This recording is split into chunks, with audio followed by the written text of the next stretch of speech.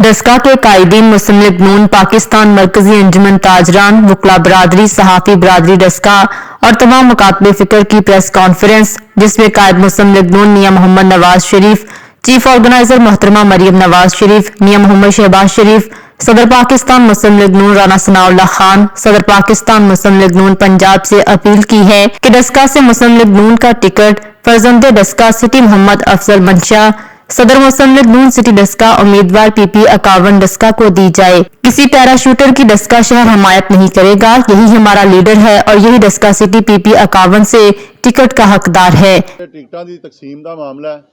ਅਸੀਂ ਮੁਸਲਿਮ ਲੀਗ ਨੂਨ ਦੇ ਕਾਇਦੀਨ ਕੋਲੋਂ ਇਹ ਮੁਤਾਲਬਾ ਕਰਨੇ ਆ ਕਿ ਸਾਡੇ ਡਸਕੇ ਦੀ ਜਿਹੜੀ ਟਿਕਟ ਹੈ 2 ਲੱਖ ਦੀ ਆਬਾਦੀ ਸਾਡੀ ਔਰ ਸਾਡੇ ਜਿਹੜੇ ਉਹ ਮੁਹੰਮਦ ਅਫਜ਼ਲ ਮੰਸ਼ਾ ਸਾਹਿਬ ਸਾਡੇ ਚੇਅਰਮੈਨ ਅੰਜਮਨ ਤਾਜਰਾਂ ਡਸਕਾ ਨੇ ਉਹਨਾਂ ਨੂੰ ਜਿਹੜੀ ਉਹ ਟਿਕਟ ਦਿੱਤੀ ਜਾਏ। ਉਹ ਸਾਬਕ ਆਪਣਾ ਸਿਆਸਤਦਾਨ ਨੇ ਔਰ ਉਹਨਾਂ ਨੇ ਸ਼ਹਿਰ ਦੇ ਵਿੱਚ ਮੁਸਲਿਮ ਲੀਗ ਨੂੰ ਕਾਇਮ ਦਾਇਮ ਰੱਖਣ ਵਾਸਤੇ ਬੜੀ ਤਗੜੋ ਕੀਤੀ ਹੈ। ਸਾਡੇ ਹੋਰ ਵੀ ਦੋਸਤ ਨੇ ਜਿਹੜੇ ਬੈਠੇ ਨੇ ਸ਼ਹਿਰ ਦੇ ਜਿਨ੍ਹਾਂ ਅਪੀਲ ਆਪਣਾ ਦਾਇਰ ਕੀਤੇ ਨੇ ਕਾਗਜ਼ਾਤ।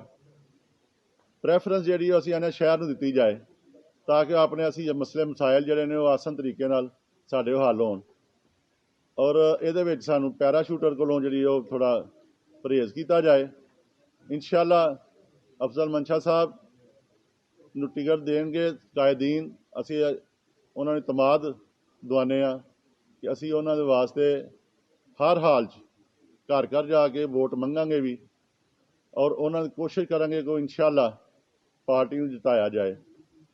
ਸਾਡੀ ਰਿਕੁਐਸਟ ਹੈ ਕਾਇਦੀਨ ਦੇ ਅੱਗੇ ਕਿ ਸਾਡਾ ਇਹ ਮੁਤਾਲਬਾ ਜਿਹੜਾ ਇਹਨੂੰ ਮੱਦੇਨਜ਼ਰ ਰੱਖਦੇ ਹੋਇਆ ਟਿਕਟ ਜਿਹੜੇ ਨੇ ਉਹ सूबाई असम्बली का टिकट जो इशू किया जाए। नाज़रीन, आपको लम्हा ब लम्हा बाखबर रखने के लिए कोशिश हैं।